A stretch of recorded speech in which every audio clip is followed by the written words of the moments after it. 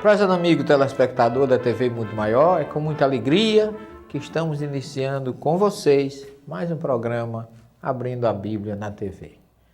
Vamos falar hoje do capítulo 12 do Evangelho de Mateus, versículo 22 a 32.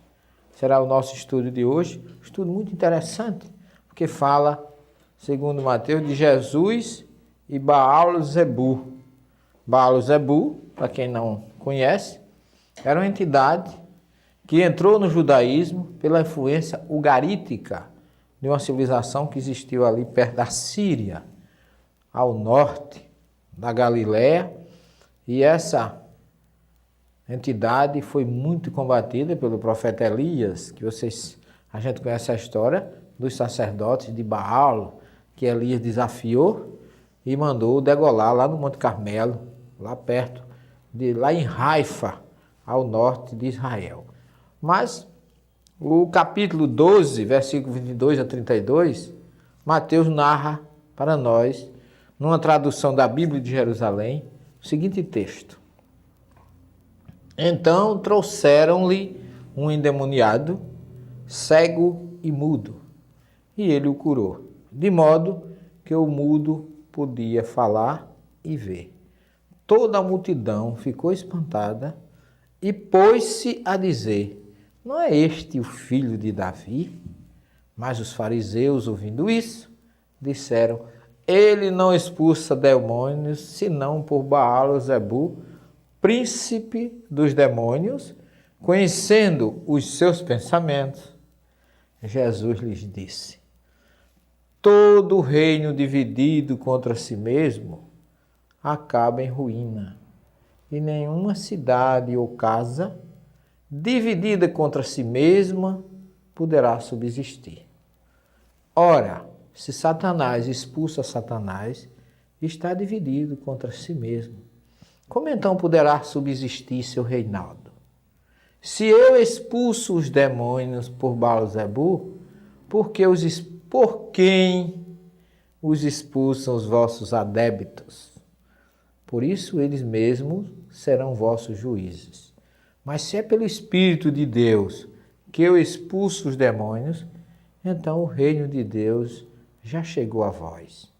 Ou como pode alguém entrar na casa de um homem forte e roubar os seus pertences, se primeiro não o amarrar? Só então poderá roubar a sua casa. Quem não está a meu favor, está contra mim. E quem não ajunta comigo, dispersa.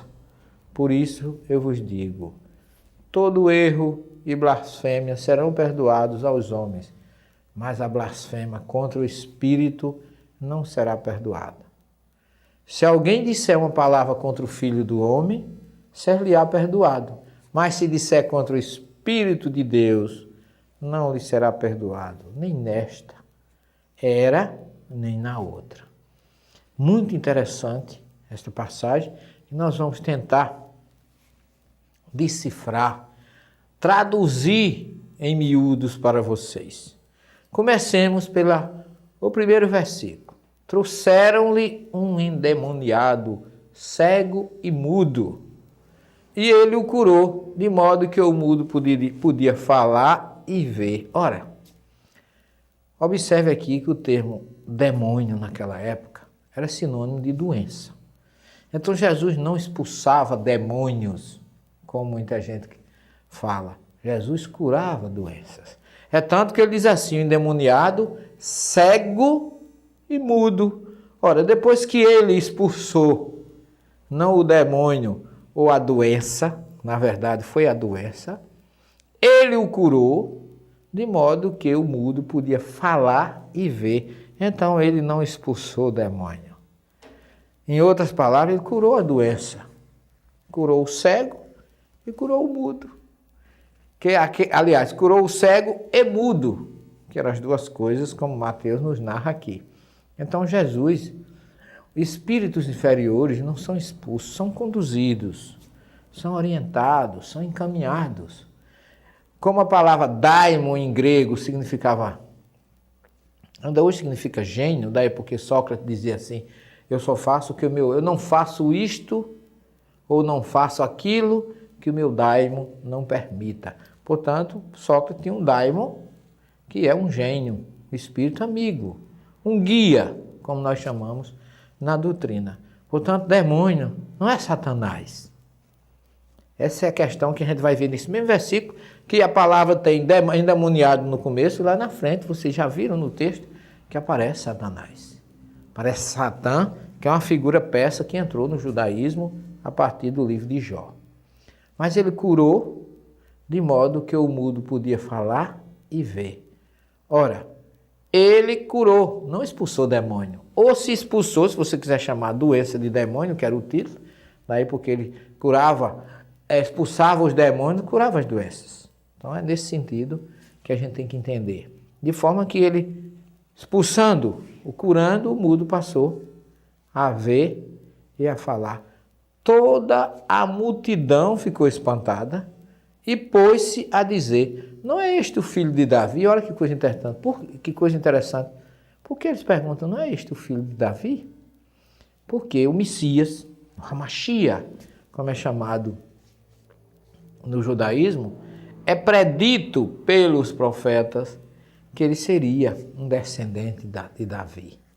E daí porque Mateus começa a sua genealogia mostrando as 14 gerações de Abraão a Davi, de Davi ao cativeiro da Babilônia e do cativeiro da Babilônia até Jesus, mostrando que é uma linhagem. A pergunta é, não é este o filho de Davi? Ou seja, não é este os profetas, não é este o Messias? Porque dizia que o Messias viria curando, ensinando, ajudando. E é como Jesus está fazendo exatamente aquilo que os profetas diziam que o Messias viria fazer, então eles perguntam, não é este o filho de Davi? Como se fosse assim, na verdade, este é o Hamashia, ou o Messias, ou o ungido, ou o Cristo, como diz o grego, que vem como foi predito pelos profetas. Aí Mateus disse que os fariseus, ouvindo isso, disseram, ele não expulsa demônios, senão por Baal-zebu, príncipe dos demônios. Estão vendo aí? Baal-zebu era uma figura que representava um deus pagão, que era o deus ugarítico, que foi muito combatido pelo profeta Elias.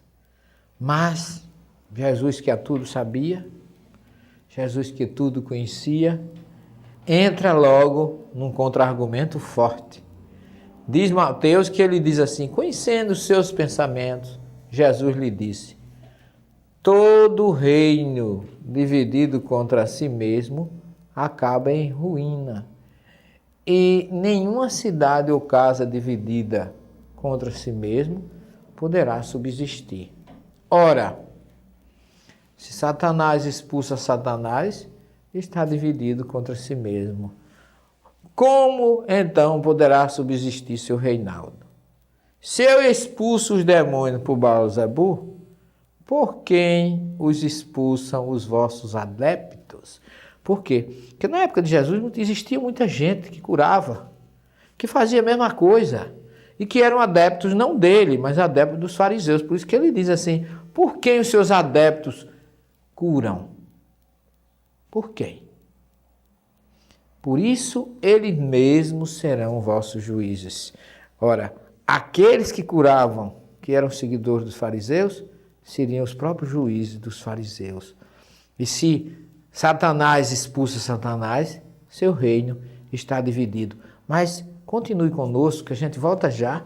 Nós vamos dar continuidade a essa exegese que nós estamos fazendo, para ficar bem claro o quanto Jesus era sábio e quanto os seus ensinamentos são profundos e necessários à nossa existência, à nossa evolução.